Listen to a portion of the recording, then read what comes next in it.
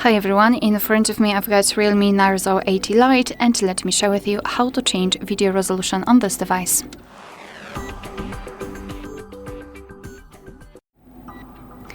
So let's begin with opening the camera app. And if we are on the photo mode, we have to switch to the video one. So just tap on the video on the left, and if you can see the red color inside the shutter button, it means that for sure you're on the video mode. So now we can take a look at this option bar at the top, and right in the middle we've got the resolution. So let's simply tap on it, and we've got two different options: 1080p, which is currently applied with 30 frames per second, and here 720p, also with 30 frames per second. So just tap on the option which you'd like to use.